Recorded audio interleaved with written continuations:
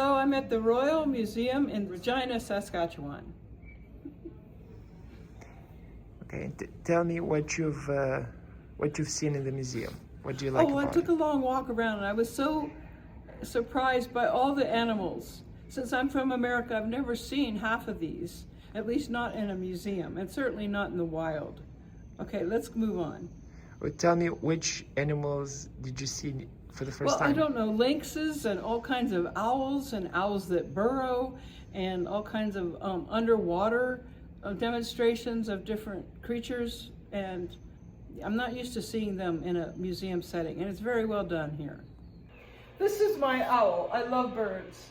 So the owl is fine. The moose scared the heck out of me when I walked in the door. He has a very real presence. However, I hand it to the people that made this museum. More wolves, and I think these are elk, plus a northern hawk owl. These are, maybe they're caribou. This is a white bird, it's called a ptarmigan. This is all the underwater display. We have your beaver. Further down we'll have the otter. And then we have the beaver eating the tree. As you can see, they've cut a chunk out of this tree. And then we have a duck that lives in the hollow of an old tree stump. Barred owl. These are all great, and they're certainly wonderful for children to learn about the surroundings. We have a big owl over here. Oh, and don't forget the mountain lion.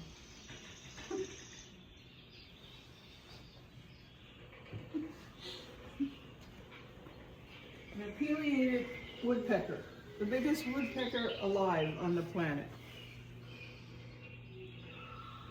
But here we have the pronghorn, the fastest mammal on the North American continent.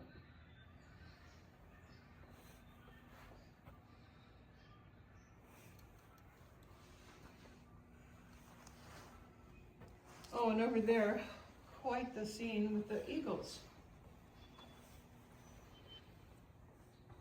It's a golden eagle.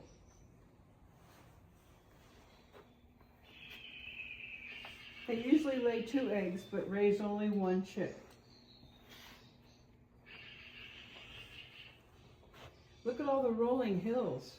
It looks like they may have been altered or manipulated once upon a time. This is a demonstration of the monarchs after they have migrated south. So there's thousands of them. And they end up in the southern part of the equator or Mexico. And this is quite a view. I mean, they just cover all the shrubs and trees.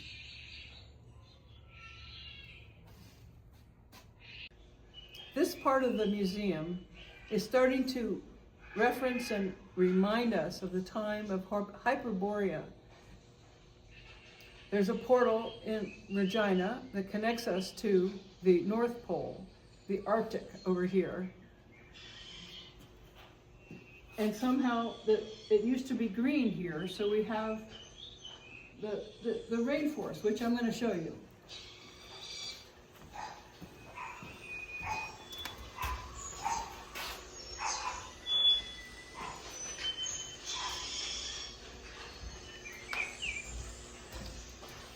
So this was our land once upon a time.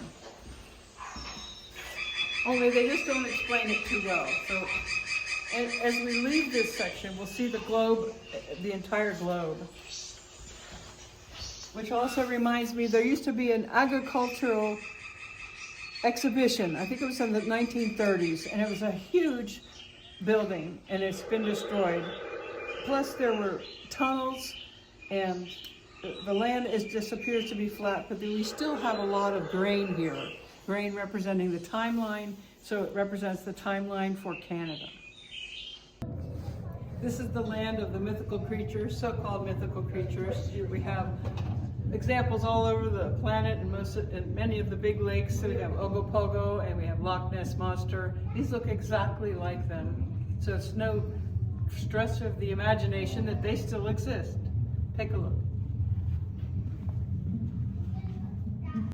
This is the Hyperborea example I gave you earlier in this talk. We see the jungle representing this whole area was a part of Hyperborea. Here's an example of 37 million years ago. The last picture was 65 million years ago. The story baffles the mind, and in fact there were tools that reshaped the land. So we have no idea what time it is. I think the Creator. In this display you can see how they look Nordic and Russian, It doesn't all hurt to connected. show respect, and you should too. Come on, let me give. I have a joke for you. Mama, what year is this?